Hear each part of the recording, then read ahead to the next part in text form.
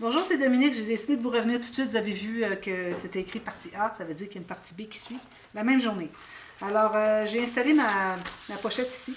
Alors, j'avais réalisé, moi, que je l'avais faite la largeur d'ici, mais attention, le rabat qui est ici, actuellement, il est à 1, 2 ou 3 mm de moins. Alors, il faut vraiment prendre la mesure du rabat, là où est-ce qu'on va l'installer, OK? Alors, j'ai dû la refaire. J'en avais fait une, j'ai dû refaire parce que j'ai tenté de diminuer, puis bon, ça faisait pas droit, il y avait 2 plis, tout ça. Je dis, bon, je la refais au complet. Alors, j'ai fait ça. Je ne l'ai pas collé complètement jusqu'en bas. Et puis, là, j'ai regardé pour le cahier. Alors, vu qu'on ne va pas complètement en haut à cause de la doublure de page, j'avais mon cahier qui avait une bonne marge de manœuvre quand même. Il était un petit peu trop long. Alors, j'en ai coupé un petit peu en bas, un petit peu en haut pour que le fil ici, la distance des deux côtés soit toujours la même, soit toujours égale. Et puis, j'ai dû enlever un petit peu sur le cahier. Alors, ça va. Vous pouvez l'avoir qui est tout égal si vous voulez pas avoir trop de problèmes, là, de faire un peu moins haut pour les pages. Alors, si vous avez à le couper, vous pouvez couper tout d'un bout, pourvu que ça ne dépasse pas. C'est ça le plus important. Alors, voilà. Alors, là, j'ai décidé que mon cahier allait ici. Parfait. Et puis là, je voulais mettre l'élastique. Alors, tout simplement, avec de la colle à tissu. Je vais le placer tout de suite parce qu'on doit le placer avant de mater. Alors, avant que je l'oublie, tel que je me connais, je l'oublierai. Alors, moi, je vais l'installer comme ici. Pour qu'il bouge comme ça. Alors, je vais mettre la colle ici. Alors, je vais coller le dessus comme ça, en-dessus ici. Ensuite, je vais calculer, alors là, je vais calculer la hauteur du début par rapport au haut. J'ai exactement 7 cm, peut-être 1 mm de moins. Donc, je vais aller à 7 cm moins 1 mm ici. Puis, ça, quand ça va être bien stable, bien stabilisé, collé jusqu'au bord, bien important. Alors là, si jamais vous voyez qu'il n'est pas tout à fait bien collé sur le bord, quand vous allez mater, allez ajouter un petit peu de colle dessous. Puis, je vais pas l'étirer, je vais le garder tout simplement la largeur, juste pour dire qu'il n'est pas lâche. Alors, je vais couper ici. Puis, je vais mettre la colle ici. Alors, je me sers de ma marque pour m'assurer que je place mon ruban élastique tout juste comme j'ai fait ici. Je vais mettre de la colle jusqu'en haut ici. Comme ça. Jusqu'au bas. Voilà. Alors, c'est ce que ça donne. Ça, c'est fait. Alors là, une autre chose que je voulais faire, c'est pour ça que je suis revenue aussi, parce que je voulais vous parler de... alors, une fois qu'on plie tout ça, OK. Alors, si on regarde le profil, il faut toujours faire ça quand on fait des folios. Quand vous ajoutez des choses, il faut regarder le profil, voir qu'est-ce qui nous reste. Alors, vous voyez, il me reste quand même pas mal d'espace ici. OK. Puis, le cahier à photo, ben, je pense pas qu'il va être plus... Là, la courbure que ça prend, je pense pas que ça va prendre plus que ça. Parce que, si on regarde... Un petit peu, je vais pas bien décoller. La façon que ça courbe ici, alors c'est certain que les photos, ça ne dépassera pas tout ça. Ça va être même moins, là. Alors... comme ça. Je pense que lui, je vais le mettre un petit peu plus serré. Alors, je vais le décoller, puis je vais le coller un petit peu plus serré tout à l'heure, pour que ça tienne vraiment bien. Alors, comme je vous disais, si on ferme ceci et ceci, on a quand même beaucoup d'espace. Alors, j'ai décidé d'ajouter une petite cascade de 3 cartes. Alors, j'ai calculé la largeur de mon rabat ici. Okay, alors là, je vais travailler sur... je vais remettre mes flèches pour que vous compreniez bien. Alors, ça, c'est le haut. Okay. Alors, je vais travailler sur le rabat du bas avec le plus gros gousset ici. Okay. Alors, j'ai calculé la largeur de mon rabat. Et puis là, ben, j'ai pris une chute ici. J'ai pris un autre papier. Puis bon, prenez des chutes comme vous voulez. Avec une différence comme ça, là, de quand même 2 ou 3 cm de différence. Alors, moi, j'ai fait une marque à 14 cm sur la première carte.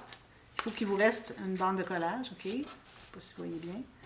Ensuite, le prochain, je suis allée à 17. Il me reste une bande de collage. Puis l'autre, 20. Il me reste une bande de collage. Alors, comme ça, je suis certaine que quand je vais faire mes plis ici, les cartes, elles vont être toutes égales en bas et avec la même distance entre chacune. Alors, je vais faire mes lignes de pliure. Exactement sur mes marques. Même si ma marque n'arrive pas sur une rainure, je vais la placer sur une rainure. Comme ça. puis ici. Alors là, vous pouvez faire comme vous voulez, cascade rapissante, cascade qui rabat, comme vous voulez. Alors là, on travaille ici. On travaille à l'intérieur ici. Okay? J'ai dit qu'on travaille sur ce rabat-là, mais on va coller à l'intérieur. Okay?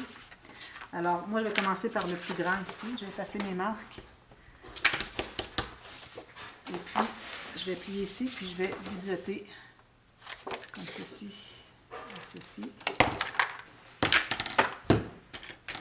Quelque chose ici, quelque chose ici. Biseauter la bande de collage. Ici, ici. Puis, je vais plier les 3 lignes, puis je vais aller faire mon petit gousset de 1 mm. Je vais presser ici avec mon plioir. Ça.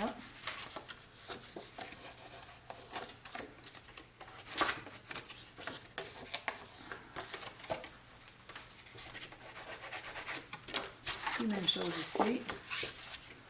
Alors là, quand vous avez un rabat, ok, on peut faire le petit arrondi comme ça, mais on n'arrive jamais à plier complètement à plat. Alors, vous savez que quand vous voulez avoir quelque chose qui plie bien à plat, c'est pas en pressant dessus, à moins que vous ayez un papier très mince, c'est pas en pressant dessus que vous allez le rendre plus à plat, ok? Parce que là, il fait ça.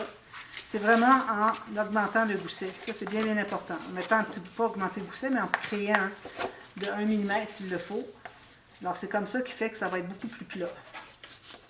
Surtout si votre papier est épais. Alors là, moi, ce que je vais faire, c'est que je vais la faire en bas. Alors, je vais arrondir mes coins en bas. D'ailleurs, j'avais arrondi les coins sur le rabat de la pochette. Alors, je vais la placer tout juste en bas ici. Je la colle.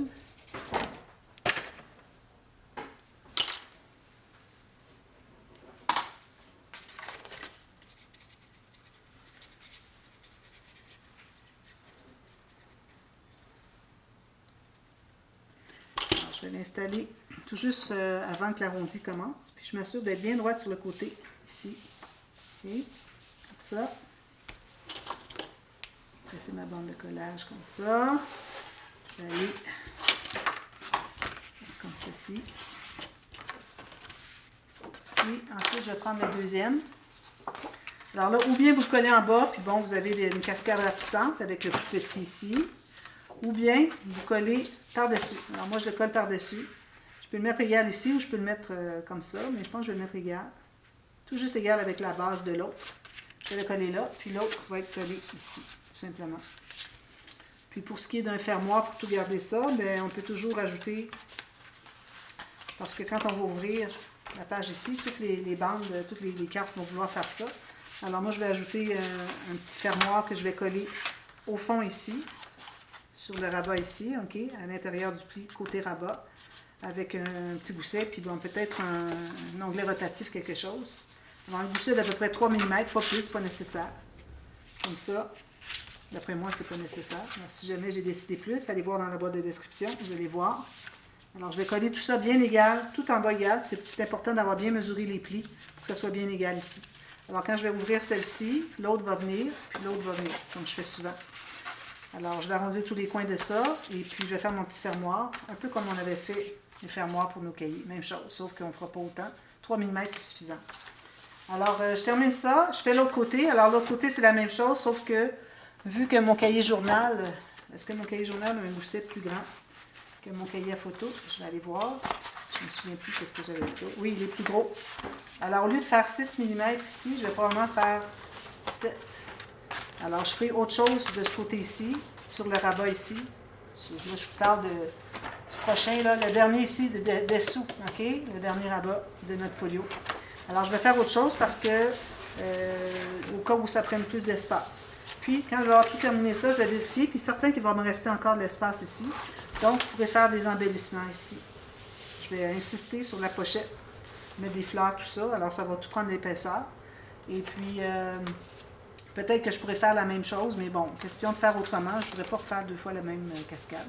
Je ferai autre chose, peut-être une cascade à poussoir, je ne sais pas. Mais bon, Alors, ça va être terminé. Alors, moi, je vais revenir à la fin pour les 4 sections ici, pour les grands, les pop-up qui sont au fond de chaque section. On va commencer par tout bâtir ça, voir où est-ce qu'on en est, et puis ensuite, on fera les pop-up. Alors voilà, alors je vous reviens avec ça terminé, et l'autre côté ici, puis je vous reviens avec les explications de ce que j'aurais fait finalement sur le rabat ici. Et puis, je vais faire une autre section ici au complet, puis je vous reviens pour les explications pour refaire la même chose ici, mais toujours avec un pop-up différent au fond. Alors voilà, alors je vous reviens demain pour la suite de tout ça. À demain, merci, bye bye.